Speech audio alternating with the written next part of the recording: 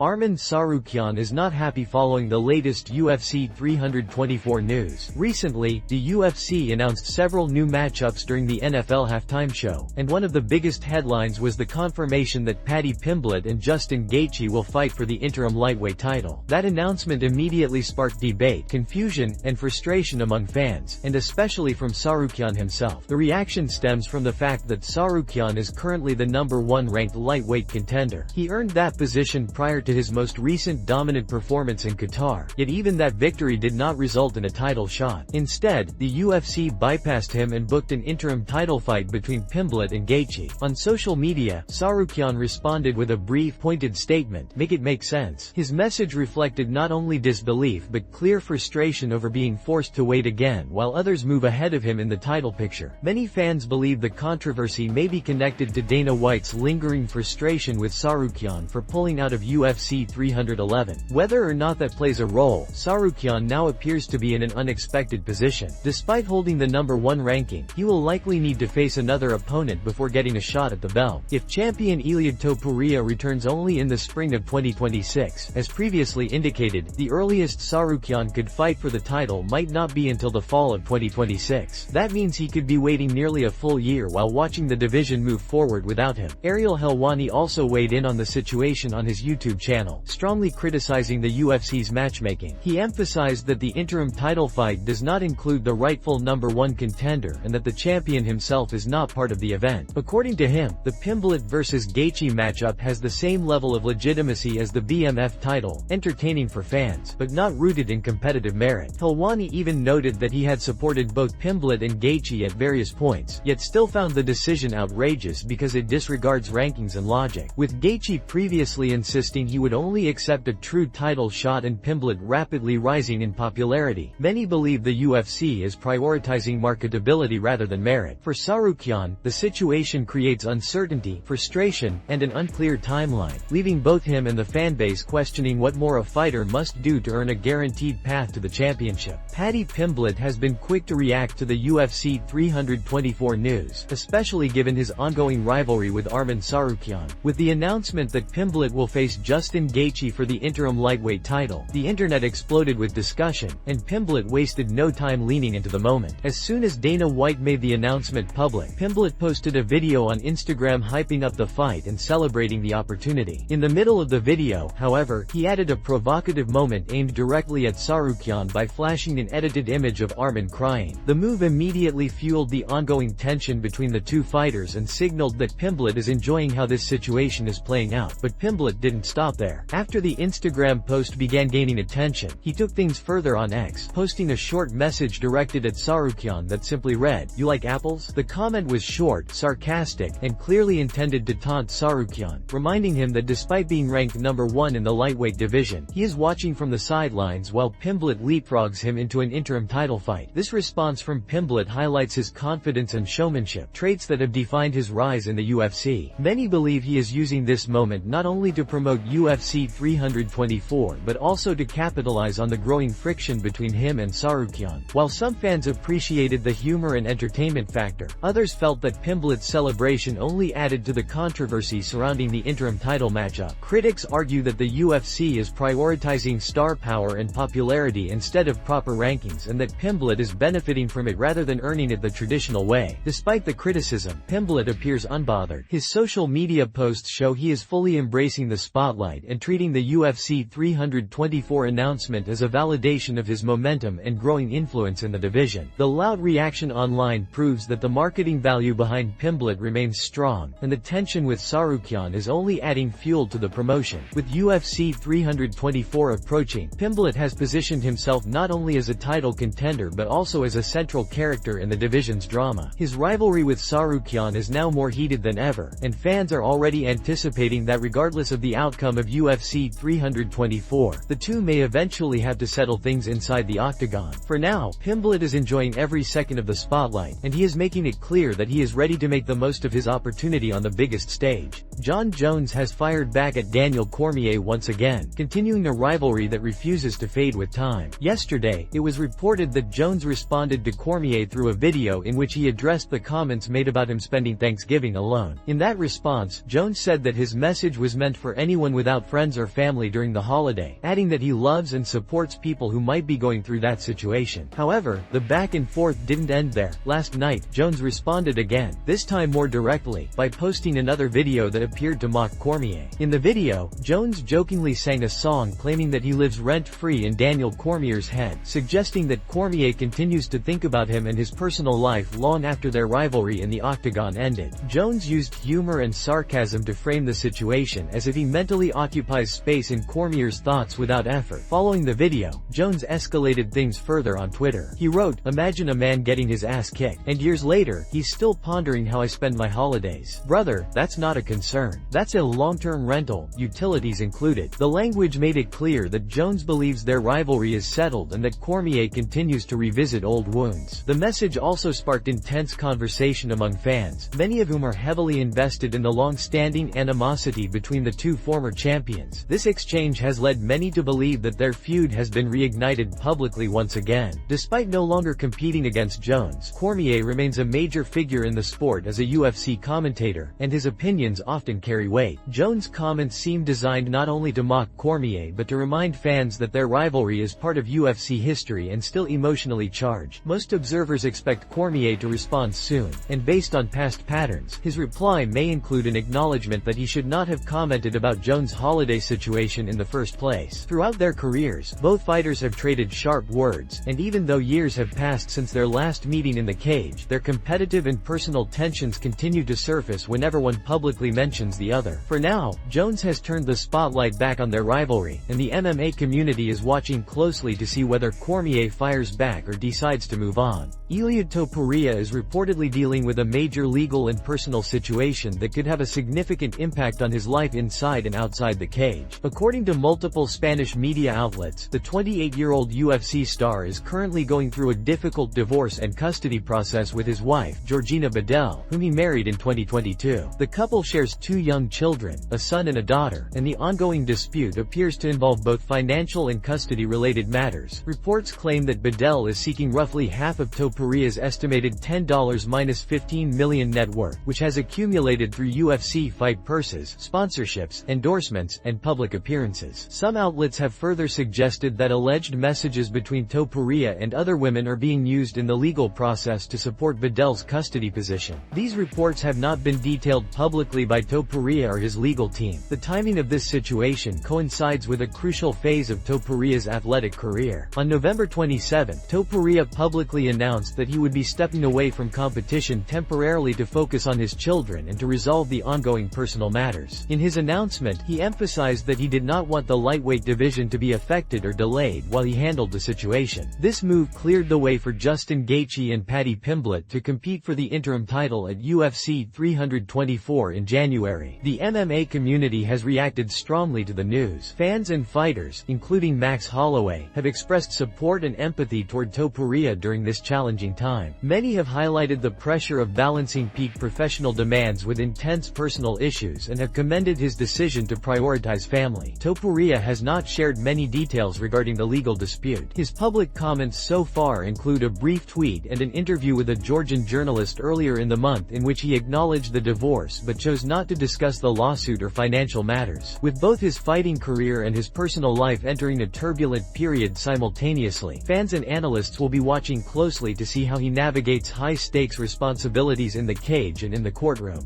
Volkanovski's coach has expressed confusion over the UFC's decision to run back Alexander Volkanovski versus Diego Lopez for the featherweight title. While the first fight was competitive, he argues that it was not the type of matchup that demanded an immediate rematch, especially considering how stacked and active the featherweight division currently is. According to him, several contenders have been building strong resumes and presenting legitimate cases for a title shot, yet they have been overlooked. He points out that lately it seems less about who has truly earned their opportunity through performances and more about who is trending, who is generating social media hype, and who is receiving the most attention from fans. Most fans online expressed that the title shot should have gone to either the undefeated rising force Movsar Evloev, who has been waiting patiently at the top, or Lerone Murphy, whose recent breakout run positioned him as one of the most deserving contenders in the weight class. Still, the UFC took things in another direction. Some fans have even speculated that the UFC may be trying to push Volkanovski out of the picture by pairing him with knockout artists in back-to-back fights, suggesting that the matchmakers are intentionally testing his durability and longevity. Meanwhile, Lerone Murphy voiced his frustration on social media after being passed up for the opportunity, joking that he might fight every month of 2026 just to prove a point. His comments reflect a wider sentiment among fighters and fans who feel the merit-based system is starting to fade. Volkanovski's coach also gave insight into why this rematch will look different from their first encounter. He explained that Volkanovski is in a far better mental place now. In their previous bout, the pressure was high and doubts lingered after coming off tough losses. This time, he says Volkanovski has rediscovered his confidence and is training with the calmness and clarity that defined his peak years. In the last fight, he felt Volkanovski was trying to prove that he was still the same fighter. Now, he believes Volkanovski knows he is, and that mental shift will play a major role. He also questioned what strategic changes Diego Lopez might bring. Based on how dominant Volkanovski was in the first round on the ground, he wonders whether Lopez will even attempt to take the fight there again. With both fighters making adjustments, he expects the rematch to be very different, but remains confident that Volkanovski's mindset and preparation give him a significant edge.